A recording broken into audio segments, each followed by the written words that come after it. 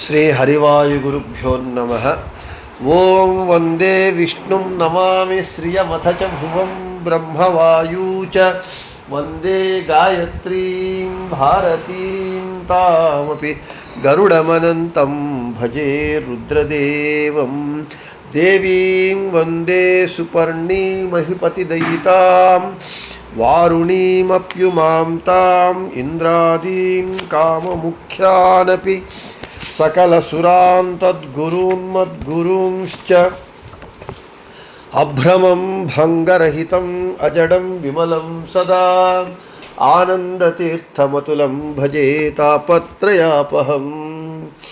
ಸಾಧಿತಾ ಕಿಲ ಸತ್ತತ್ವಂ ಬಾಧಿತಾ ಕಿಲ ದುರ್ಮತಂ ಬೋಧಿತಾ ಕಿಲ ಸನ್ಮಾರ್ಗಂ ಮಾಧವಾಖ್ಯಯತಿಂ ಭಜೆ. ಸಂಸ್ಥಾನ ರಕ್ಷಣೆ ಶೂರಾನ್ ಪ್ರಸನ್ನಾನ್ ರಾಘವಾರ್ಚನೆ ಪ್ರಣಮಾಮಿ ಗುರೂನ್ ನಿತ್ಯಂ ಪ್ರಸನ್ನ ಶೂರ ಮಾಧವಾನ್. ಪ್ರಸನ್ನ ಶೂರ ಮಾಧವ ಕರಾಬ್ಜೋತ್ಥಾನ್ ಯತೀಶ್ವರಾನ್ ವೀರರಾಮರತಾನ್ ವಂದೇ ವಿದ್ಯಾಸಾಗರ ಮಾಧವಾನ್. ಪೃಥ್ವೀಮಂಡಲ ಮಧ್ಯಸ್ಥಾಃ ಪೂರ್ಣಬೋಧ ಮತಾನುಗಾಃ ವೈಷ್ಣವಾಃ ವಿಷ್ಣುಹೃದಯಾಃ ತಾನ್ ನಮಸ್ಯೆ ಗುರುನ್ ಮಮ. ಆಪಾದಮೌಳಿ ಪರ್ಯಂತಂ ಗುರುಣಾಮಾಕೃತಿಂ ಸ್ಮರೇತ್ ತೇನ ವಿಘ್ನಾಃ ಪ್ರಣಶ್ಯಂತಿ ಸಿದ್ಧ್ಯಂತಿ ಚ ಮನೋರಥಾಃ. ಶ್ರೀ ಗುರುಭ್ಯೋ ನಮಃ. ಹರಿ ಓಂ. ಓಂ ವಿಶ್ವಂ ವಿಷ್ಣುರ್ವಷಟ್ಕಾರೋ ಭೂತಭವ್ಯ ಭವತ್ಪ್ರಭುಃ ಭೂತಕೃದ್ಭೂತಭೃದ್ಭಾವೋ ಭೂತಾತ್ಮ ಭೂತಭಾವನಃ. ವೃಷಾಹಿ ವೃಷಭೋ ವಿಷ್ಣುರ್ವೃಷಪರ್ವಾ ವೃಷೋದರಃ ವರ್ಧನೋ ವರ್ಧಮಾನಶ್ಚ ವಿವಿಕ್ತಶ್ರುತಿಸಾಗರಃ. ನಮ್ಮ ವಿಷ್ಣು ಸಹಸ್ರನಾಮ ಪಾಠದಲ್ಲಿ ನಿನ್ನೆ ದಿನ ನಾವು ವೃಷಾಹಿ ಎಂದು ಭಗವಂತನ ಹೆಸರನ್ನು ಕುರಿತು ಹೇಳಿಕೊಂಡಿದ್ದೇವೆ. ಧರ್ಮದ ಮೂಲಕ ಇರುವವನು ಧರ್ಮಕ್ಕೆ ಏಕಮೇವ ಒಡೆಯನಾಗಿರುವವನು, ಯಾರಿಂದಲೂ ಕೂಡ ಕಡಿಮೆ ಆಗದೇ ಇರುವವನು ಮತ್ತು ಸರ್ವತ್ರ ವ್ಯಾಪಿಸಿರುವವನು. ಆದ ಕಾರಣ ಭಗವಂತನಿಗೆ ವೃಷಾಹಿ ಅಂತ ಹೆಸರು. ಇವತ್ತು ವೃಷಭ ವರ್ಷತೀತಿ ವೃಷಭ ವೃಷು ಸೇಚನೆ ಇತ್ಯತಃ ಅಭಚ್ ಅಂತ ಹೇಳ್ತಾ ಇದ್ದಾರೆ. ಮಳೆ ಸುರಿಸುವವನು. ಇವಾಗ ವರ್ಷ ಋತುವು, ನಾವು ವರ್ಷ ಋತುವಿನಲ್ಲೇ ಇದ್ದೀವಿ. ಈ ಯಾವ ಕಾಲದಲ್ಲಿ ಏನೇನು, ಬಿಸಿಲು ಕಾಲದಲ್ಲಿ ಬಿಸಿಲಾಗಬೇಕು, ಮಳೆಕಾಲದಲ್ಲಿ ಮಳೆ, ಗಾಳಿ ಕಾಲದಲ್ಲಿ ಗಾಳಿ, ಚಳಿಕಾಲದಲ್ಲಿ ಚಳಿ, ಈ ಎಲ್ಲ ಋತುಗಳು ಆಯಾ ಋತುಗಳಲ್ಲಿ ಆಯಾ ಋತು ಧರ್ಮವು ಇರಬೇಕು, ನಡಿಬೇಕು ಅಂತ ಹೇಳಿದರೆ ಭಗವಂತನೇ ಕಾರಣ. ಮಳೆ ನಮಗೆ ಜೀವನಾಧಾರ. ಮಳೆ ಇಲ್ಲದೆ ಇದ್ದರೆ ಈ ಚೈತನ್ಯ ಜೀವ ಸಮೂಹ ಬದುಕುವುದು ಕಷ್ಟ, ಜೀವನ ಮಾಡೋದು ಕಷ್ಟ. ಆದ ಕಾರಣ ಮಳೆ ಸುರಿಸುವವನು. ಆದ ಕಾರಣ ಭಗವಂತನಿಗೆ ವೃಷಭ ಅಂತ ಹೆಸರು. ಇನ್ನು ಐತರೇಯ ಉಪನಿಷತ್ತು, ಐತರೇಯ ಉಪನಿಷತ್ ಭಾಷ್ಯ ಇವು ಈ ರೀತಿಯಾಗಿ ಹೇಳ್ತಾ ಇದೆ. ಅಥ ಶಾಕಲ್ಯಸ್ಯ ಪೃಥಿವೀ ಪೂರ್ವರೂಪಂ ಜೌರುತ್ತರ ರೂಪಂ ವೃಷ್ಟಿ ಸಂಧಿ ಪರ್ಜನ್ಯ ಸಂಧಾತ. ಇದು ಐತರೇಯ ಉಪನಿಷತ್ತಾದರೆ ಭಾಷ್ಯದಲ್ಲಿ ಆಚಾರ್ಯರು ಹೇಳ್ತಾರೆ, ಶಾಕಲ್ಯೋ ವಾಸುದೇವಾದಿ ರೂಪಿಣಂ ಆಹ ಚತುರ್ವಿಧಂ ಭೂಮಿದ್ಯುವೃಷ್ಟಿ ಪರ್ಜನ್ಯನಾಮ್ನೋರ್ವ್ಯಾದಿಷು ಸಂಸ್ಥಿತಂ ವರ್ಷಣಾತ್ ವೃಷ್ಟಿ ಪರಂ ಜನಯತೀತಿ ಪರ್ಜನ್ಯನಾಮ ವಿಷ್ಣು ಸಂಧಿನೋತೀತಿ ಸಂಧಿ ಸಮ್ಯಕ್ ಧಾರಣಾತ್ ಸಂಧಾತ ವರ್ಷಣಮೇವ ದ್ಯಾವಾ ಪೃಥಿವ್ಯೋಃ ಸಂಧಾನಂ ಪರ್ಜನ್ಯಸ್ಥೋ ಭಗವಾಂಸ್ತತ್ಕರ್ತ ವರ್ಷಣಾತ್ ವೃಷ್ಟಿನಾಮಕೋ ವೃಷ್ಟೌ ಸ್ಥಿತಃ ಪ್ರದ್ಯುಮ್ನಃ ಸಂಧಿಃ ಸಂಹಿತಾ ದೇವತಾ ಪರಂ ಸಸ್ಯಾದಿಕಂ ಜನಯತೀತಿ ಪರ್ಜನ್ಯನಾಮ ಪರ್ಜನ್ಯಸ್ಥೋ ಅನಿರುದ್ಧಃ ಸಂಧಾತ ಉಚ್ಚಾರಯಿತೃ ಪುರುಷಸ್ಥಃ. ಈ ಪ್ರಮಾಣ ಏನು ಹೇಳ್ತಾ ಇದೆ? ಪರ್ಜನ್ಯ ಭಗವಂತ ವೃಷಭ ಅಂತ ಯಾಕೆ ಕರೆಯಲ್ಪಡ್ತಾನೆ ಅಂತ ಈ ಪ್ರಮಾಣಗಳು ವಿಸ್ತಾರವಾಗಿ ಹೇಳ್ತಾ ಇದೆ. ಪರ್ಜನ್ಯ, ಪರ್ಜನ್ಯ ಅಂದರೆ ಮಳೆ. ಈ ಮಳೆಯಲ್ಲಿರುವ ಅನಿರುದ್ಧ ರೂಪಿ ಭಗವಂತನು ಭೂಮಿ ಮತ್ತು ಅಂತರಿಕ್ಷಗಳು ಒಂದಾಗುವಂತೆ ಅವುಗಳ ಧಾರಣೆಗಾಗಿ ಮಳೆ ಸುರಿಯುವಂತೆ ಅನುಗ್ರಹ ಮಾಡ್ತಾನೆ.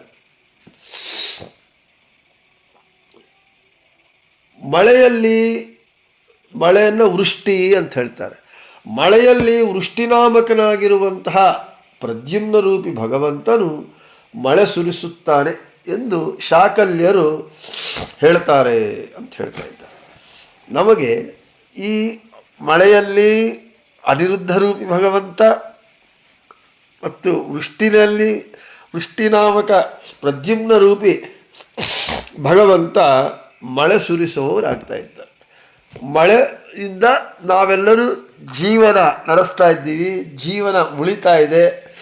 ಅಂತಹ ಮಳೆಯನ್ನು ಸುರಿಸುವುದಕ್ಕೆ ಕಾರಣಕರ್ತರಾದವನು, ಕಾರಣಭೂತನಾದವನು ಆದ ಕಾರಣ ಭಗವಂತನಿಗೆ ವೃಷಭ ಅಂತ ಹೆಸರು. ಅನಿರುದ್ಧ ರೂಪಿಯಿಂದ ಅಂತರಿಕ್ಷ ಭೂಮಿ, ಅಂತರಿಕ್ಷ ಮೇಲೆ ಇದೆ, ಭೂಮಿ. ಈ ಅಂತರಿಕ್ಷಕ್ಕೂ ಭೂಮಿಗೂ ಸಂಧಿ ಯಾವುದು ಅಂದರೆ ಮಳೆ. ಅದೇ ಹೇಳ್ತಾ ಇದ್ದಾರೆ. ವರ್ಷಣಮೇವ ದ್ಯಾವಾ ಪೃಥಿವ್ಯೋಃ ಸಂಧಾನಂ ಪರ್ಜನ್ಯಸ್ಥೋ ಭಗವಾಂಸ್ತತ್ಕರ್ತ ಅಂತ ಐತರೇಯ ಉಪನಿಷತ್ ಭಾಷ್ಯದಲ್ಲಿ ಆಚಾರ್ಯರು ಹೇಳ್ತಾ ಇದ್ದಾರೆ. ಅಂತರಿಕ್ಷಕ್ಕೂ ಭೂಮಿಗೆ ಸಂಧಾನ ಯಾವುದು? ಅಂತರಿಕ್ಷದಿಂದ ಭೂಮಿಗೆ ಜಾಯಿಂಟ್ ಮಾಡುವಂತಹ ಒಂದು ಲಿಂಕ್ ಕೊಡುವಂತಹದ್ದು ಯಾವುದು? ಮಳೆ. ಆ ಮಳೆಯಲ್ಲಿ ಅನಿರುದ್ಧ ರೂಪಿ ಭಗವಂತ ಮತ್ತು ಪರ್ಜನ್ಯದಲ್ಲಿರುವ ಅನಿರುದ್ಧ ರೂಪಿ ಭಗವಂತ, ಮಳೆಯಲ್ಲಿ ವೃಷ್ಟಿನಾಮಕನಾಗಿರೋ ಪ್ರದ್ಯುಮ್ನ ರೂಪಿ ಭಗವಂತ ಮಳೆಯನ್ನು ಸುರಿಸುತ್ತಾರೆ. ಆದ ಕಾರಣ ಭಗವಂತನಿಗೆ ವೃಷಭ ಅಂತ ಹೆಸರು. ಇನ್ನು ಭಗವದ್ಗೀತೆಯಲ್ಲಿ ಭಗವಂತ ಹೇಳ್ತಾನೆ, ಅಹಂ ವರ್ಷಂ ನಿಗೃಹ್ಣಾಮಿ ಉತ್ಸೃಜಾಮಿ ಚ ಮೇಘಚಕ್ರಗತಃ ಸನ್ ವರ್ಷಂ ಉತ್ಸೃಜಾಮಿ ನಿಗೃಹ್ಣಾಮಿ ಉಪಸಂಹರಾಮಿ ಅಂಥೇಳಿ ಆಚಾರ್ಯರು, ಇದು ಭಗವದ್ಗೀತೆಯಲ್ಲಿ ಕೃಷ್ಣ ಹೇಳಿದರೆ, ಗೀತಾವಿವೃತಿಯಲ್ಲಿ ರಾಯರು ಹೇಳ್ತಾ ಇದ್ದಾರೆ. ಮೇಘ ಸಮೂಹದಲ್ಲಿ ಮೇಘಗಳಿಂದ ಮಳೆ ಬರುತ್ತೆ. ಮೇಘ ಸಮೂಹಗಳಲ್ಲಿ ಮೇಘಗಳು ಮಳೆಯನ್ನು ಸುರಿಸುವಂತೆ ಮಾಡುವವನು ಯಾರು ಅಂತ ಹೇಳಿದರೆ, ಮೇಘ ಸಮೂಹದಲ್ಲಿ ಇದ್ದು ಮಳೆಯನ್ನು ಕೊಡುವವನು, ಮಳೆ ಬರುವಂತೆ ಮಾಡುವವನು, ಬಂದಿರುವಂಥ ಮಳೆಯನ್ನು ಉಪಸಂಹಾರ ಮಾಡುವವನು ನಾನೇ ಅಂಥೇಳಿ ಭಗವದ್ಗೀತೆಯಲ್ಲಿ ಕೃಷ್ಣ ಹೇಳ್ತಾ ಇದ್ದಾನೆ. ಸರಿ, ಮೇಘ ಸಮೂಹದಲ್ಲಿದ್ದು ಮಳೆ ಬರುವಂತೆ ಮಾಡ್ತಾನೆ, ಮಳೆ ಬರುತ್ತೆ. ಬಂದ ಮಳೆ ನಿಲ್ಲದೇನೆ ಇದ್ದರೆ ಪರಿಸ್ಥಿತಿ ಏನು? ಸ್ವಲ್ಪ ಮಳೆಗಳು ಬಂದ್ರೇ, ಇಷ್ಟು ಸೆಂಟಿಮೀಟರು ಅಷ್ಟು ಸೆಂಟಿಮೀಟರ್ ಬಂದ್ರೇ ಕೊಚ್ಚಿ ಹೋಗಿ ಊರುಗಳೆಲ್ಲವೂ ಕೂಡ ನದಿಗಳು ಕೆರೆಗಳು ಆಗೋಗ್ತಾ ಇದೆ. ಮಳೆ ಬರುವಂತೆ ಮಾಡ್ತಾನೆ ನಿಜ, ಬಂದಂತಹ ಮಳೆ ನಿಲ್ಲದೆ ಮಾಡದೇ ಇದ್ದರೆ ಪರಿಸ್ಥಿತಿ ಏನು? ಆದ ಕಾರಣ ಎಷ್ಟು ಮಳೆಯನ್ನು ಸುರಿಸಬೇಕೋ ಮೇಘ ಸಮೂಹದಲ್ಲಿದ್ದು ಭಗವಂತ ಅಷ್ಟು ಮಳೆಯನ್ನು ಸುರಿಸಿ ತದನಂತರ ಮಳೆ ನಿಲ್ಲುವಂತೆ ಉಪಸಂಹಾರವನ್ನು ಮಾಡ್ತಾನೆ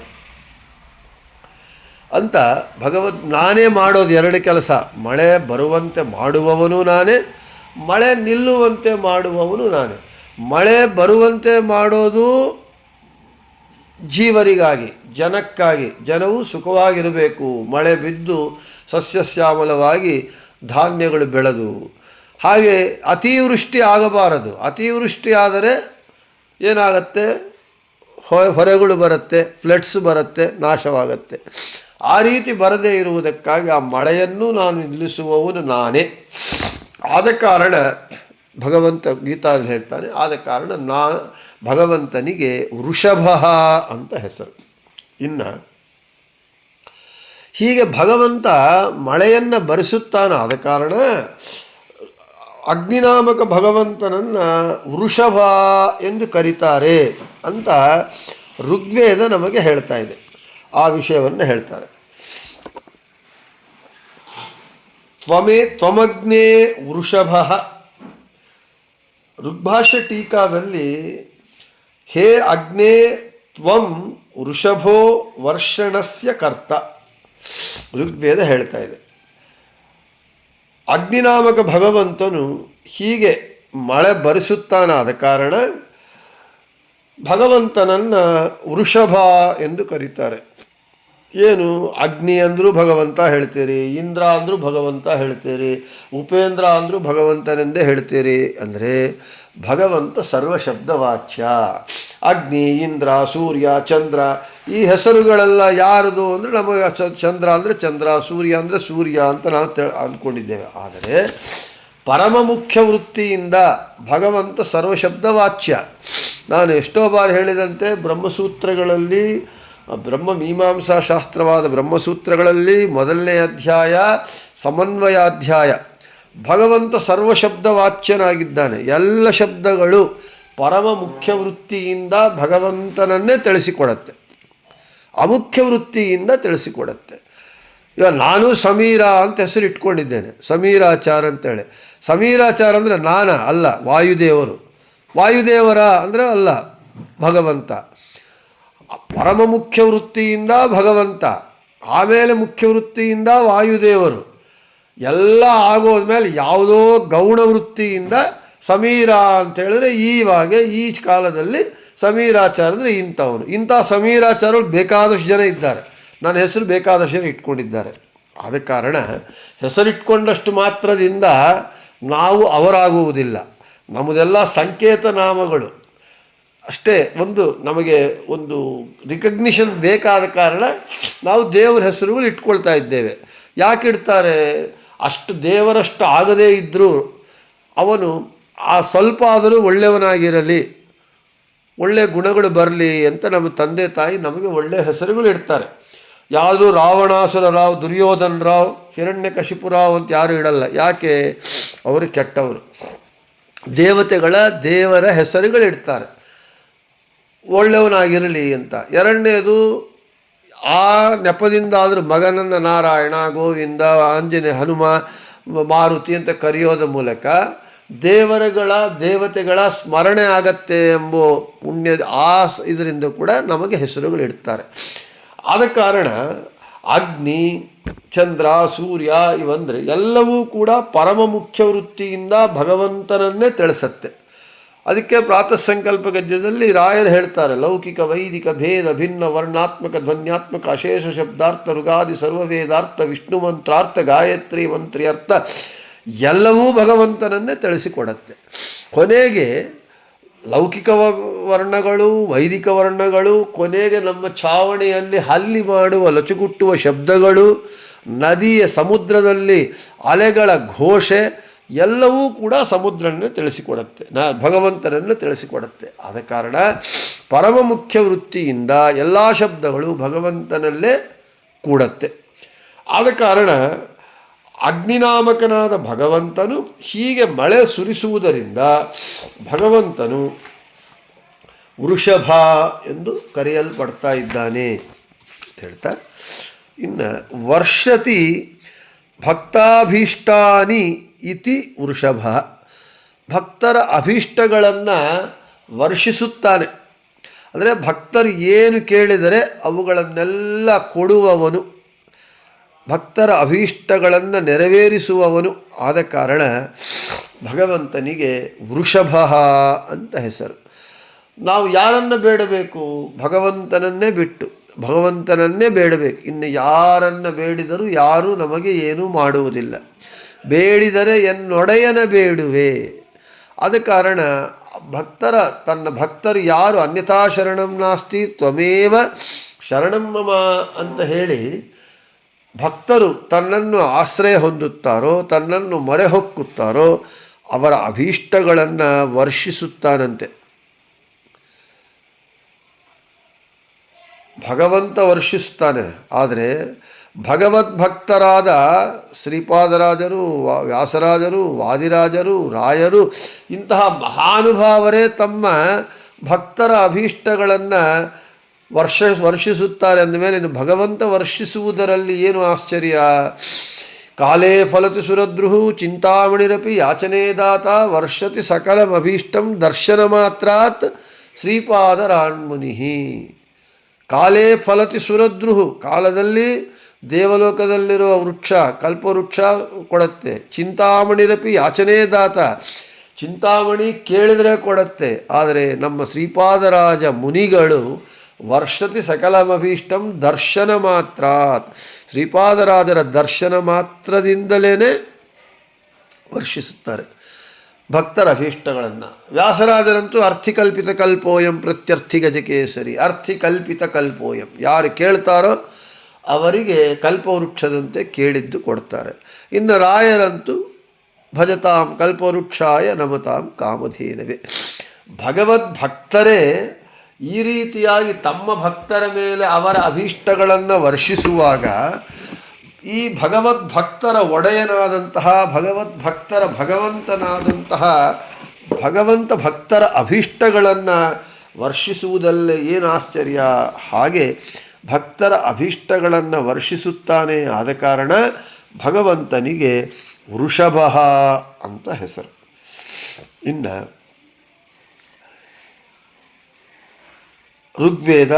ಋಗ್ವೇದ ಭಾಷ್ಯ ವ್ಯಾಖ್ಯಾನಗಳು ಈ ರೀತಿಯಾಗಿ ಹೇಳ್ತಾ ಇದೆ.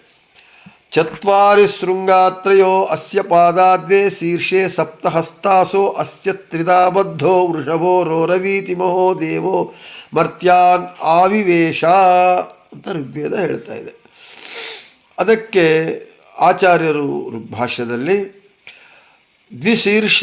ದ್ವಿಶೀರ್ಷತ್ವಾಚ್ಚ ತು ರಕ್ಷೋ ಅಧಿಯಜ್ಞೋ ದ್ವೇ ಶೀರ್ಷೆ ಇತಿ ವಾಗುತ್ತರತ್ರ ಇತಿ ಶ್ರೀಮದಾಚಾರ್ಯಾಃ ಇಮಂ ಮಂತ್ರಂ ಪರಾಮೃಶ್ಯ ಅಗ್ನಿನಾಮಕ ಭಗವತಃ ಚತುರಕ್ಷತ್ವಂ ಸಮರ್ಥಿತವಂತಃ ಇತಿ ಅಸ್ಯ ಮಂತ್ರಸ್ಯ ಅಗ್ನಿನಾಮಕ ಭಗವತ್ಪರತ್ವಂ ತೇಷಾಂ ಸಮ್ಮತಮಿತಿ ಜ್ಞಾಯತೆ. ಭಗವಂತನನ್ನು ಅಗ್ನಿನಾಮಕ ಭಗವಂತ ಅಂತ ಹೇಳ್ತಾ ಅದನ್ನು ಸಮರ್ಥನೆ ಮಾಡ್ತಾ ಇದೆಲ್ಲ ಹೇಳ್ತಾ ಇದ್ದಾರೆ. 4 ವೇದಗಳು ಭಗವಂತನ ಸ್ವರೂಪ ಗ್ರಾಹಕಗಳಾಗಿದೆ. ಋಗ್ಯಜುರ್ ಸಾಮ ಅಥರ್ವಣ ವೇದಗಳು ಭಗವಂತನ ಸ್ವರೂಪ ಗ್ರಾಹಕಗಳಾಗಿವೆ. ಭಗವಂತನ ಸ್ವರೂಪವನ್ನು ತಿಳಿಸಿಕೊಡ್ತಾ ಇದೆ. ಅನಂತಾಸನ, ವೈಕುಂಠ ಹಾಗೂ ಕ್ಷೀರಸಾಗರದಲ್ಲಿ ಭಗವಂತನ 3 ರೂಪಗಳಿದೆ. ಮತ್ತು ಈ ಚೇತನಾತ್ಮಕವಾದ ಜಗತ್ತು ಅಂದರೆ ಅಚೇತನವಾದ ಜಡವು, ಚೇತನ ಪದಾರ್ಥವಾದ ಜೀವರು ಎಲ್ಲವೂ ಭಗವಂತನನ್ನೇ ಆಶ್ರಯಿಸಿಕೊಂಡಿವೆ. 6 ಲೋಕಗಳು ಅಥವಾ ಛಂದಸ್ಸುಗಳು ಅವನ ಹಸ್ತದಂತೆ ಕ್ರಿಯಾನಿವರ್ತಕಗಳಾಗಿದೆ. ಅಂದರೆ ಎಲ್ಲವೂ ಭಗವಂತನ ರೂಪಗಳಾಗಿ ಭಗವಂತನದ್ದಾಗಿದೆ. ಇನ್ನು ಭಗವಂತನು ಪ್ರತಿಯೊಂದು ಪ್ರಾಣಿಯ ಹೃದಯ, ಕಂಠ ಹಾಗೂ ಚಕ್ಷುಸ್ಸು ಇವುಗಳಲ್ಲಿರ್ತಾನೆ. ಪ್ರತಿಯೊಬ್ಬರ ಹೃದಯದಲ್ಲಿ, ಕಂಠದಲ್ಲಿ, ಚಕ್ಷುಸ್ಸುವಿನಲ್ಲಿ ಭಗವಂತ ಇರ್ತಾನೆ. ಇಂತಹ ಅಗ್ನಿನಾಮಕ ಭಗವಂತನು ಭಕ್ತರ ಅಭೀಷ್ಟಗಳನ್ನು ವರ್ಷಿಸುವ ಪ್ರಯುಕ್ತ ಭಗವಂತನಿಗೆ ವೃಷಭ ಅಂತ ಹೆಸರು. ಹೀಗೆ ವೃಷಭ ಎಂದು ಕರೆಯಲ್ಪಡುವ ಭಗವಂತನು, ಮಹಾದೇವ ಎಂದು ಕರೆಯಲ್ಪಡುವಂತಹ ಭಗವಂತನು ಏನು ಮಾಡ್ತಾನಂತೆ? ಜೀವರ ಜಾಗೃತಾವಸ್ಥೆ, ಸ್ವಪ್ನಾವಸ್ಥೆ, ಸುಷುಪ್ತಿ ಅವಸ್ಥೆ ಈ ಅವಸ್ಥೆಗಳನ್ನು ಪ್ರೇರಿಸುವುದಕ್ಕಾಗಿ ಯಾರಿಗೆ? ಮನುಷ್ಯರಿಗೆ. ಮರ್ತ್ಯರಲ್ಲಿ ಅಂದರೆ ಈ ಜೀವರಿಗೆ, ಮನುಷ್ಯರಿಗೆ ಜಾಗೃತ್ ಸ್ವಪ್ನ ಸುಷುಪ್ತಿ ಅವಸ್ಥೆಗಳನ್ನು ಪ್ರೇರಿಸುವುದಕ್ಕಾಗಿ ಮನುಷ್ಯರಲ್ಲಿ ಪ್ರವೇಶಿಸಿರುತ್ತೇನೆ, ನಾನು ಪ್ರವೇಶ ಮಾಡಿರುತ್ತೇನೆ ಜೀವರಲ್ಲಿ, ಮನುಷ್ಯರಲ್ಲಿ ಎಂದು ಬ್ರಹ್ಮಾದಿಗಳಿಗೆ ಭಗವಂತ ಉಪದೇಶ ಮಾಡಿದ್ದಾನೆ ಎಂದು ಋಗ್ವೇದ ಹೇಳ್ತಾ ಇದೆ. ಅಗ್ನಿನ ಹೇಳುವಾಗ, ಈ ಋಗ್ವೇದ ಈ ರೀತಿ ಹೇಳುವಾಗ ಆ ಸಂದರ್ಭದಲ್ಲಿ ಅಗ್ನಿನಾಮಕ ಭಗವಂತನನ್ನು ವೃಷಭ ಎಂದು ಋಗ್ವೇದ ಕರೆದಿದೆ ಅಂತ ಈ ಒಟ್ಟು ಈ ಪ್ರಮಾಣದ ಈ ವಿಸ್ತಾರವಾದ ದೊಡ್ಡ ವಾಕ್ಯದ ಪ್ರಮಾಣದ ಭಾವ. ಇನ್ನು ಇದನ್ನು ಸ್ವಲ್ಪ ನಾವು ಬಿಡಿಸಿ ಹೇಳಿಕೊಳ್ಳೋಣ. ನಾನು ಇವಾಗೆ ಹೇಳಿದಂತೆ ಭಗವಂತ ಸರ್ವಶಬ್ದವಾಚ್ಯ, ಲೌಕಿಕ ವೈದಿಕ ಎಲ್ಲ ವರ್ಣಗಳು, ಎಲ್ಲ ಅಕ್ಷರಗಳು, ಎಲ್ಲ ಶಬ್ದಗಳು ಭಗವಂತನನ್ನೇ ಪ್ರತಿಪಾದನೆ ಮಾಡುತ್ತೆ, ಭಗವಂತನನ್ನೇ ತಿಳಿಸಿಕೊಡತ್ತೆ. ಸರಿ, 4 ವೇದಗಳು ಭಗವಂತನನ್ನು ತಿಳಿಸಿಕೊಡತ್ತೆ. ವೇದ ಶಬ್ದಕ್ಕೆ ಅರ್ಥ ವೇದಯತೀತಿ ವೇದ. ವೇದ ಅಂದರೆ ತಿಳಿಸಿಕೊಡತ್ತೆ. ಏನು ತಿಳಿಸಿಕೊಡತ್ತೆ? ಭಗವಂತನನ್ನು ತಿಳಿಸಿಕೊಡತ್ತೆ. ಆದ ಕಾರಣ ಅದಕ್ಕೆ ವೇದ ಅಂತ ಹೆಸರು. ಸರಿ, ಭಗವಂತ ವೈಕುಂಠ ಹಾಗೂ ಅನಂತಾಸನ ಕ್ಷೀರ ಸಮುದ್ರದಲ್ಲಿ ಭಗವಂತ 3 ರೂಪಗಳಿಂದ ಇದ್ದಾನೆ. ಜಡ ಮತ್ತು ಚೇತನಗಳು ಅಂದರೆ ಜಡ ಪದಾರ್ಥಗಳು, ಚೇತನ ಪದಾರ್ಥಗಳಾದ ಜೀವರು ಎಲ್ಲರೂ ಕೂಡ ಭಗವಂತನನ್ನೇ ಆಶ್ರಯಿಸಬೇಕು. ಇನ್ನು ಬೇರೆ ಯಾರನ್ನು ಆಶ್ರಯಿಸುವುದಕ್ಕೂ ಸಾಧ್ಯವಿಲ್ಲ. ಅದಕ್ಕೆ ಅನ್ಯಥಾ ಶರಣಂ ನಾಸ್ತಿ ತ್ವಮೇವ ಶರಣಂ ಮಮ. ಆ ಭಗವಂತನನ್ನೇ ಎಲ್ಲವೂ ಆಶ್ರಯಿಸಿಕೊಂಡಿದೆ. ಇನ್ನು ನೀವು ಈ ವಿಶ್ವದಲ್ಲಿರುವ ಸಪ್ತಲೋಕಗಳು, ಸಪ್ತ ಸಮುದ್ರಗಳು ಏನೇನು ಇದೆ ಅವೆಲ್ಲವೂ ಭಗವಂತನನ್ನು ಆಶ್ರಯಿಸಿಕೊಂಡು ಭಗವಂತನ ಆಜ್ಞೆಯ ಮೇರೆಗೆ ಭಗವಂತನ ಅನುಗ್ರಹದಿಂದ ಅವೆಲ್ಲವೂ ತಮ್ಮ ತಮ್ಮ ಕಾರ್ಯಗಳನ್ನು, ತಮ್ಮ ತಮ್ಮ ಧರ್ಮಗಳನ್ನು ಅವು ಒಳಪಡಿಸಿಕೊಂಡಿವೆ. ಇನ್ನು ಭಗವಂತನು ಪ್ರತಿಯೊಬ್ಬ ಜೀವರ ಹೃದಯದಲ್ಲಿದ್ದಾನೆ. ಹೃದಯ ಕಮಲದಲ್ಲಿ ಬಿಂಬರೂಪಿಯಾಗಿ ಭಗವಂತ ಇದ್ದಾನೆ ಮತ್ತು ಜೀವರ, ಮನುಷ್ಯರ ಕಂಠದಲ್ಲಿದ್ದಾನೆ, ಕಣ್ಣುಗಳಲ್ಲಿದ್ದಾನೆ. ಹೀಗೆ ಭಗವಂತ ಎಲ್ಲರಲ್ಲೂ ಇದ್ದುಕೊಂಡು ಅಗ್ನಿನಾಮಕ ಭಗವಂತನಾಗಿದ್ದಾನೆ. ಅಂತಹ ಅಗ್ನಿನಾಮಕ ಭಗವಂತ ಭಕ್ತರ ಅಭೀಷ್ಟಗಳನ್ನು ವರ್ಷಿಸುತ್ತಾನೆ. ಆದ ಕಾರಣ ಅಗ್ನಿನಾಮಕ ಭಗವಂತನಿಗೆ ವೃಷಭ ಅಂತ ಹೆಸರು. ಅಷ್ಟೇ ಅಲ್ಲ, ಇನ್ನೂ ನಮಗೆ ಋಗ್ವೇದ ಹೇಳ್ತಾ ಇದೆ, ಭಗವಂತನಿಗೆ ವೃಷಭ ಅಂತ ಹೆಸರು. ಹೌದು, ಅವನಿಗೆ ಮಹಾದೇವ ಅಂತ ಕೂಡ ಹೆಸರು. ಋಗ್ವೇದದಲ್ಲಿ ಈ ವೃಷಭ ಎಂದು ಕರೆಯಲ್ಪಡುವ, ಮಹಾದೇವ ಎಂದು ಕರೆಯಲ್ಪಡುವಂತಹ ಭಗವಂತ ತನ್ನ ಬ್ರಹ್ಮಾದಿ ದೇವತೆಗಳಿಗೆ ಈ ರೀತಿ ಉಪದೇಶವನ್ನು ಮಾಡ್ತಾ ಇದ್ದಾನೆ ಅಂತ ಋಗ್ವೇದ ಹೇಳ್ತಾ ಇದೆ. ಆ ಹೇಳುವ ಸಂದರ್ಭದಲ್ಲಿ ಅಗ್ನಿನಾಮಕ ಭಗವಂತನನ್ನು ವೃಷಭ ಎಂದು ಋಗ್ವೇದ ಕರೆದಿದೆ. ಆದ ಕಾರಣ ಭಗವಂತನಿಗೆ ವೃಷಭ ಅಂತ ಹೆಸರು. ಈ ಭಗವಂತ ಬ್ರಹ್ಮಾದಿ ದೇವತೆಗಳಿಗೆ ಏನೆಂದು ಉಪದೇಶ ಮಾಡಿದ್ದಾನೆ ಅಂತ ಹೇಳಿದರೆ, ಮನುಷ್ಯರಿಗೆ 3 ಅವಸ್ಥೆಗಳಿರುತ್ತೆ. ಜಾಗೃತಾವಸ್ಥೆ, ಸ್ವಪ್ನಾವಸ್ಥೆ, ಸುಷುಪ್ತಿ ಅವಸ್ಥೆ ಅಂತ 3 ಅವಸ್ಥೆಗಳಿರುತ್ತೆ. ಈ 3 ಅವಸ್ಥೆಗಳನ್ನು ಭಗವಂತನೇ ಜೀವರಿಗೆ, ಮನುಷ್ಯರಿಗೆ ಒದಗಿಸಬೇಕು. ಜಾಗೃತಾವಸ್ಥೆಯನ್ನು ಅನುಭವಿಸಬೇಕಾಗಿದ್ದರೂ, ಸ್ವಪ್ನಾವಸ್ಥೆಯನ್ನು ಅನುಭವಿಸಬೇಕಾಗಿದ್ದರೂ, ಸುಷುಪ್ತಿ ಅವಸ್ಥೆಯನ್ನು ಅನುಭವಿಸಬೇಕಾಗಿದ್ದರೂ ಭಗವಂತನೇ ತಾನು ಇದ್ದು ಜೀವರಿಗೆ ಆ ಅವಸ್ಥೆಗಳನ್ನು ಅನುಭವಕ್ಕೆ ತರುವಂತೆ ಮಾಡಬೇಕು. ಈ ರೀತಿ ಇರುವಾಗ ಭಗವಂತ ಏನು ಮಾಡ್ತಾನಂತೆ, ಜೀವರನ್ನು ಆ ಅವಸ್ಥೆಗಳು ಜೀವರಲ್ಲಿ ಪ್ರೇರಣೆ ಕೊಡುವುದಕ್ಕಾಗಿ ಜೀವರಲ್ಲಿ ತಾನು ಪ್ರವೇಶ ಮಾಡ್ತಾನಂತೆ. ಪ್ರವೇಶ ಮಾಡಿ ಜೀವರಿಗೆ ಜಾಗೃತ್, ಸ್ವಪ್ನ, ಸುಷುಪ್ತಿ ಅವಸ್ಥೆಗಳನ್ನು ತಂದುಕೊಟ್ಟು ಅವರಿಗೆ ಅವುಗಳ ಅನುಭವವನ್ನು ಕೊಡ್ತಾನೆ ಭಗವಂತ ಅಂತ ಈ ರೀತಿ ಬ್ರಹ್ಮಾದಿಗಳಿಗೆ ತಾನು ಉಪದೇಶ ಮಾಡ್ತಾ ಇದ್ದಾನೆ ಎಂದು ಋಗ್ವೇದದಲ್ಲಿ ಹೇಳ್ತಾ ಇದ್ದಾರೆ. ಇಲ್ಲಿ ಜೀವರಿಗೆ ಜಾಗೃತಾವಸ್ಥೆ, ಸ್ವಪ್ನಾವಸ್ಥೆ, ಸುಷುಪ್ತಿ ಅವಸ್ಥೆ. ಈ ಜಾಗೃತಾವಸ್ಥೆ ನಿಯಾಮಕ ಭಗವಂತ ಅಂತ ಹೇಳ್ಕೊಂಡಿದ್ದೇವೆ. ಜಾಗೃತಾವಸ್ಥೆ ನಿಯಾಮಕ ಭಗವಂತ ವಿಶ್ವನಾಮಕ ಭಗವಂತ.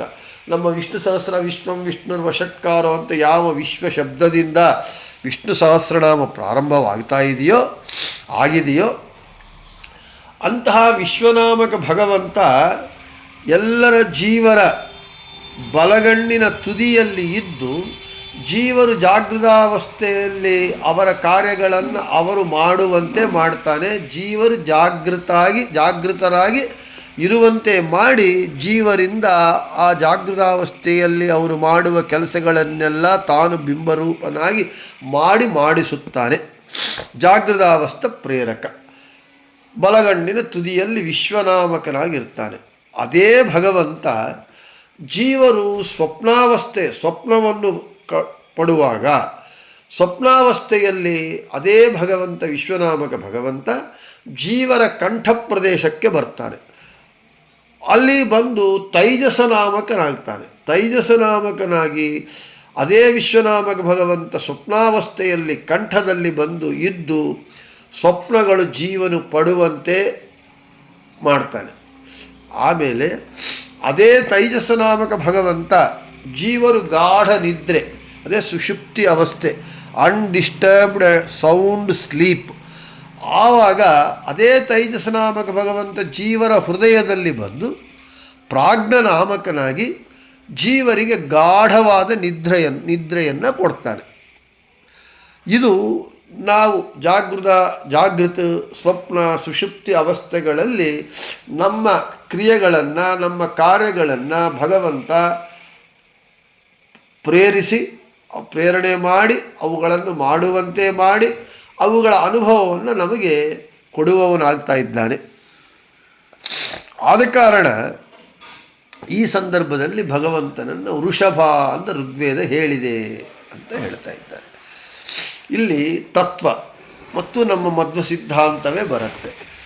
ಜಗತ್ತಿನಲ್ಲಿ ಇರುವುದು ಎರಡೇ ತತ್ವಗಳು, ಸ್ವತಂತ್ರ ಅಸ್ವತಂತ್ರಂಚ ತತ್ವಂ ದ್ವಿವಿಧ ಮಿಷ್ಯತೆ. ಸ್ವತಂತ್ರೋ ಭಗವಾನ್ ವಿಷ್ಣು, ಸ್ವತಂತ್ರ ತತ್ವದಲ್ಲಿ ಭಗವಂತ ಒಪ್ಪನೆ, ಉಳಿದವುಗಳೆಲ್ಲ ಅಸ್ವತಂತ್ರ ತತ್ವಗಳು. ಈ ಭಗವಂತ ಜಾಗೃತಾವಸ್ಥೆ, ನಾವು ಎಚ್ಚರದಲ್ಲಿರ್ತೇವೆ. ನಾವು ಎಚ್ಚರದಲ್ಲಿದ್ದಾಗ ಸ್ವತಂತ್ರರು ಅಂತ ಅಂದ್ಕೊಳ್ತೇವೆ. ಆದರೆ ನಾವು ಸ್ವತಂತ್ರರಲ್ಲ ಅಂದ್ಕೊಳ್ತೇವೆ ಅಷ್ಟೇ. ನಮಗೆ ಭ್ರಮೆ, ನಾನು ಸ್ವತಂತ್ರನೇ. ಆದರೆ ನನ್ನ ಇಷ್ಟ ಬಂದಂತೆ ನಾನು ಮಾಡಬಹುದು, ಆದರೆ ನಾನು ಇಷ್ಟ ಬಂದಂತೆ ಮಾಡಲಿಕ್ಕಾಗ್ತಾ ಇಲ್ಲ. ಅದಕ್ಕೆ ದಾಸರು ಹೇಳಿದರು, ಇಟ್ಟಾಂಗೆ ಇರುವೆನೋ ಹರಿಯೇ ಎನ್ನ ದೊರೆಯೇ ಅಂತ. ಜಾಗೃತಾವಸ್ಥೆಯಲ್ಲಿ ನಾನು ಸ್ವತಂತ್ರ ಅಂತ ಅಂದ್ಕೊಳ್ತೇವೆ, ಎಲ್ಲಿಗೋ ಹೋಗಬೇಕು ಅಂತ ಅಂದ್ಕೊಳ್ತೇವೆ, ಹೋಗಲಿಕ್ಕಾಗೋದೇ ಇಲ್ಲ. ನಾನು ಸ್ವತಂತ್ರನಾದರೆ ಹೋಗಬಹುದಾಗಿತ್ತು, ಹೋಗಬೇಕಾಗಿತ್ತು, ಹೋಗ್ತಾ ಇಲ್ಲ. ಯಾಕೆ? ಅದು ಭಗವಂತ ಜಾಗೃತಾವಸ್ಥೆಯಲ್ಲಿ ನಮ್ಮಲ್ಲಿ ಬಲಗಣ್ಣಿನ ತುದಿಯಲ್ಲಿದ್ದು ವಿಶ್ವನಾಮಕನಾಗಿ ಅವನು ಪ್ರೇರಣೆ ಮಾಡಿದರೆ, ಪ್ರೇರಕನಾಗಿ ನಿಂತರೆ, ಅವನು ನಮ್ಮಿಂದ ಮಾಡಿಸಿದರೆ ನಾವು ಆ ಕೆಲಸವನ್ನು ಜಾಗೃತಾವಸ್ಥೆಯಲ್ಲಿ ಮಾಡ್ತೇವೆ. ಇಲ್ಲದೇ ಇದ್ದರೆ ಇಲ್ಲ. ಇವತ್ತು ನಾನು ಪಾಠ ಹೇಳಬೇಕು ಅಂತ ನಾನು ಅಂದ್ಕೊಂಡ್ರೆ, ಪಾಠ ಹೇಳಬೇಕು ಅಂದರೆ ಜಾಗೃತಾವಸ್ಥೆಯಲ್ಲೇ ಇರಬೇಕು.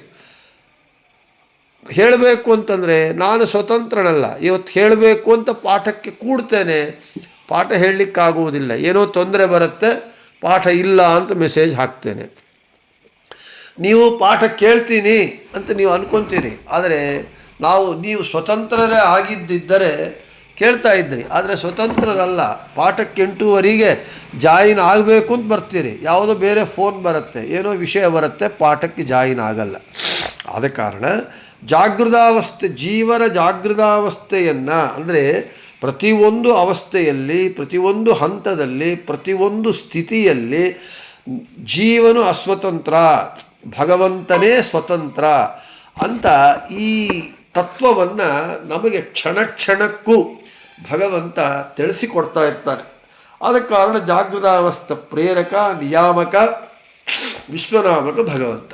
ಇನ್ನು ಸ್ವಪ್ನಾವಸ್ಥೆ, ಸ್ವಪ್ನಗಳು ನನ್ನಿಷ್ಟ ಬಂದಂತೆ ನಾನು ಸ್ವಪ್ನಗಳನ್ನು ನಾನು ಪಡಿತೇನೆ ಅಂತಂದರೆ ಸ್ವಪ್ನ ಪಡೆಯುವುದಕ್ಕೂ ನಮಗೆ ಸ್ವತಂತ್ರ ಇರಲ್ಲ. ಯಾಕೆ? ನಮಗೆ ಯಾರೂ ಕೆಟ್ಟ ಸ್ವಪ್ನಗಳು ಬೀಳಬೇಕು ಅಂತ ಯಾರೂ ಅಪೇಕ್ಷೆ ಪಡಲ್ಲ. ಎಲ್ಲರಿಗೂ ಒಳ್ಳೆಯ ಸ್ವಪ್ನಗಳೇ ಬೇಕು ಅಂತ ಅನಿಸುತ್ತೆ. ಆದರೆ ಕೆಟ್ಟ ಸ್ವಪ್ನಗಳೂ ಬೀಳುತ್ತೆ. ಯಾಕೆ? ಅದು ಭಗವಂತನ ಇಚ್ಛಾ. ನಮ್ಮ ಕರ್ಮಾನುಸಾರ, ನಮ್ಮ ಸಂಸ್ಕಾರದ ಅನುಸಾರವಾಗಿ ತೈಜಸ ನಾಮಕ ಭಗವಂತ ಕಂಠದಲ್ಲಿ ಇದ್ದು ಆ ಯಾವ ಕಾಲದಲ್ಲಿ ಯಾವನಿಗೆ ಯಾವ ಸ್ವಪ್ನ ಕೆಟ್ಟದ್ದೋ ಒಳ್ಳೆಯದೋ ಬೀಳುವಂತೆ ಮಾಡಿ ಬೀಳಿಸಿ ಅದರ ಅನುಭವವನ್ನು ನಮಗೆ ಕೊಡ್ತಾ ಇದ್ದಾನೆ. ಆದ ಕಾರಣ ಸ್ವಪ್ನಗಳು, you dream it, I will make it true, we will make it true ಅಂತೇಳಿ ಬಿಸ್ನೆಸ್ ಆ್ಯಡ್ಸ್ ಕೊಡ್ತಾ ಇರ್ತಾರೆ. ನೀವು ಕನಸುಗಳನ್ನು ಕಾಣಿರಿ, ನಾವು ನೀವನ್ನು ನನಸು ಮಾಡ್ತೇವೆ ನಿಮ್ಮ ಕನಸುಗಳನ್ನು ಅಂತೇಳಿ. ಬರೀ ಬಿಸ್ನೆಸ್ ಟ್ಯಾಕ್ಟಿಕ್ಸ್ ಅಷ್ಟೇ. ನಮ್ಮ ಕನಸುಗಳನ್ನು ನನಸು ಮಾಡುವುದಕ್ಕೆ ಯಾರಿಗೂ ಸಾಧ್ಯವಿಲ್ಲ, ನಮಗೇ ಸಾಧ್ಯವಿಲ್ಲ. ಅದು ಭಗವಂತ ಮಾತ್ರ ಮಾಡಬೇಕು. ಆದ ಕಾರಣ ಸ್ವಪ್ನಗಳು ಕಾಣುವುದರಲ್ಲೂ ನಮಗೆ ಸ್ವಾತಂತ್ರ್ಯವಿಲ್ಲ. ತೈಜಸ ನಾಮಕ ಭಗವಂತ ನಮ್ಮ ಸಂಸ್ಕಾರ ಕರ್ಮಕ್ಕೆ ಅನುಸಾರವಾಗಿ ಅವನು ಏನು ಸ್ವಪ್ನಗಳನ್ನು ಸೃಷ್ಟಿ ಮಾಡಿ ತೋರಿಸಿ ಅನುಭವಕ್ಕೆ ಕೊಡ್ತಾನೋ ಅದೇ ನಾವು ಅನುಭವಿಸಬೇಕು. ಆದ ಕಾರಣ ಸ್ವಪ್ನಾವಸ್ಥೆಯಲ್ಲೂ ನಾವು ಅಸ್ವತಂತ್ರರು. ಅವನೇ ನಿಯಾಮಕ, ಪ್ರೇರಕ. ಇನ್ನು ಸುಷುಪ್ತಿ, ಗಾಢವಾದ ನಿದ್ರೆ. ನಾನು ಚೆನ್ನಾಗಿ ಒಳ್ಳೆ ನಿದ್ದೆ ಮಾಡ್ತೇನೆ ಅಂತ ಅಂದ್ಕೊಳ್ತೇವೆ. ಆದರೆ ನಿದ್ದೆ ಮಾಡುವುದಕ್ಕೂ ನಾವು ಅಸ್ವತಂತ್ರರು. ಯಾಕೆ? ಎಷ್ಟೋ ಶ್ರಮ ಪಟ್ಟಿರ್ತೇವೆ, ಆದರೆ ಒಂದೊಂದು ಬಾರಿ ನಿದ್ದೆನೇ ಬರೋಲ್ಲ. ಒಂದೊಂದು ಬಾರಿ ಏನೂ ಶ್ರಮ ಪಡೋದಿಲ್ಲ, ಸುಮ್ಮನೆ ಕೂತಿದ್ರೂ ಒಳ್ಳೆ ನಿದ್ದೆ ಬರುತ್ತೆ. ಯಾಕೆ ಅಂದರೆ ನಿದ್ದೆ ಹೊಂದುವುದಕ್ಕೂ ನಿದ್ದೆ ಮಾಡುವುದಕ್ಕೂ ನಾವು ಸರ್ವತಂತ್ರ ಅಸ್ವತಂತ್ರರು. ಸರ್ವತಂತ್ರ ಸ್ವತಂತ್ರನಾದ ಭಗವಂತನೇ ಕಾರಣ, ಪ್ರೇರಕ, ನಿಯಾಮಕ. ಭಗವಂತ ನಮ್ಮ ಹೃದಯದಲ್ಲಿ ಪ್ರಾಜ್ಞನಾಮಕನಾಗಿ ಇದ್ದು ನಮಗೆ ಒಳ್ಳೆ ಗಾಢವಾದ ನಿದ್ದೆ ಬಂದಂತೆ ಮಾಡ್ತಾನೆ. ಆವಾಗ ನಮಗೆ ದೇಹ ಹಗುರಾಗತ್ತೆ. ನಿದ್ದೆ ಬರದೆ ನಾನು ನಿದ್ದೆ ಮಾಡ್ತೇನೆ ಅಂತ ಹೇಳೋದಕ್ಕೆ ನಾವು ಸ್ವತಂತ್ರರೇ. ಆದರೆ ರಾತ್ರಿ ಮಲ್ಕೊಳ್ತೇವೆ, ಎಷ್ಟೊತ್ತಾದರೂ ನಿದ್ದೆ ಬರೋದೇ ಇಲ್ಲ. ಕೆಲವರು ನಿದ್ದೆ ಮಾತ್ರ ಹಾಕ್ಕೊಳ್ತಾರೆ. ನಿದ್ದೆ ಮಾತ್ರ ಸ್ಲೀಪಿಂಗ್ ಟ್ಯಾಬ್ಲೆಟ್ಸ್ ಹಾಕ್ಕೊಂಡ್ರೂ ಕೂಡ ನಿದ್ದೆ ಬರಲ್ಲ. ಯಾಕೆ? ನಿದ್ದೆ ಮಾಡುವುದರಲ್ಲೂ ನಮಗೆ ಸ್ವಾತಂತ್ರ್ಯವಿಲ್ಲ. ಭಗವಂತನೇ ಸ್ವತಂತ್ರ, ಅವನೇ ಪ್ರೇರಕನಾಗಿ ನಿಯಾಮಕನಾಗಿ ನಮಗೆ ಯಾವ ಕಾಲದಲ್ಲಿ ಎಷ್ಟು ನಿದ್ದೆ ಕೊಡಬೇಕೋ ಅಷ್ಟು ನಿದ್ದೆಯನ್ನು ಕೊಡ್ತಾರೆ. ನಮಗೆ ಪ್ರವಚನಕ್ಕೆ ಕೂತಾಗ ನಿದ್ದೆ ಮಾಡಬಾರ್ದು ಅಂತ ಇರುತ್ತೆ, ಕೇಳಬೇಕು ಅಂತ ಇರುತ್ತೆ. ಆದರೆ ಪ್ರವಚನಕ್ಕೆ ಕೂತ್ರೆ ನಿದ್ದೆ ಬರುತ್ತೆ. ಮಲಗಬೇಕು ಅಂತ ಮಲಗಿದರೆ ನಿದ್ದೆ ಬರಲ್ಲ. ಆದ ಕಾರಣ ಜೀವರ ಜಾಗೃತ್, ಸ್ವಪ್ನ, ಸುಷುಪ್ತಿ ಈ ಮೂರು ಅವಸ್ಥೆಗಳಲ್ಲಿ ಅವರವರಿಗೆ ಆಯಾ ಜಾಗೃತ್ ಕಾರ್ಯಗಳು, ಸ್ವಪ್ನ ಕಾರ್ಯಗಳು, ಸುಷುಪ್ತಿ ಕಾರ್ಯ ನಡೆಸುವುದಕ್ಕಾಗಿ ಭಗವಂತ ಜೀವರಲ್ಲಿ ಪ್ರವೇಶ ಮಾಡ್ತೇನೆ, ನಾನು ಪ್ರವೇಶವನ್ನು ಮಾಡ್ತೇನೆ ಜೀವರಲ್ಲಿ, ಮರ್ತ್ಯರಲ್ಲಿ ಅಂತ ಬ್ರಹ್ಮಾದಿಗಳಿಗೆ ಉಪದೇಶ ಮಾಡಿದ್ದಾನೆ ಅಂತ ಋಗ್ವೇದ ಹೇಳ್ತಾ, ಆ ಸಂದರ್ಭದಲ್ಲಿ ಅಗ್ನಿನಾಮಕ ಭಗವಂತನನ್ನು ವೃಷಭ ಎಂದು ಕರೆದಿದ್ದಾರೆ. ಆದ ಕಾರಣ ಭಗವಂತನಿಗೆ ವೃಷಭ ಅಂತ ಹೆಸರು. ನೀವು ಯಾವ ಹೆಸರು ತಗೊಂಡ್ರು, ಯಾವ ನಾಮ ತಗೊಂಡ್ರು ನಮ್ಮ ಮಧ್ವ ಸಿದ್ಧಾಂತವೇ ಹೇಳ್ತಾ ಇದೆ. ಏನು? ಭಗವಂತ ಸರ್ವೋತ್ತಮ, ಜೀವ ಭಗವಂತ ಸರ್ವತಂತ್ರ ಸ್ವತಂತ್ರ, ಜೀವ ಸರ್ವತಂತ್ರ ಅಸ್ವತಂತ್ರ, ಎಲ್ಲವೂ ಅವನ ಅಧೀನ, ಅವನೇ ಜಗದೊಡೆಯ, ಅವನೇ ಜಗತ್ಪ್ರಭುವು, ಅವನೇ ಎಲ್ಲರಿಗೂ ನಿಯಾಮಕನು, ನಿಯಮ್ಯನು, ಪ್ರೇರಕನು, ಪ್ರೇರ್ಯನು, ಸಕಲವೂ ಅವನೇ ಆಗಿದ್ದಾನೆ ಅಂತ ನಮ್ಮ ಏನು ಮಧ್ವ ಸಿದ್ಧಾಂತ ಹೇಳುತ್ತೆ, ಅದರನ್ನೇ ಪ್ರತಿಯೊಂದು ನಾಮವು ತಿಳಿಸಿಕೊಡ್ತಾ ಇದೆ. ಭಗವಂತನ ನಾಮವು ಅದಕ್ಕೆ ವಿಷ್ಣು ಸಹಸ್ರನಾಮ ಇಷ್ಟು ವೈಶಿಷ್ಟ್ಯಪೂರ್ಣವಾದದ್ದು, ಮಹಿಮಾಪೂರ್ಣವಾದದ್ದು.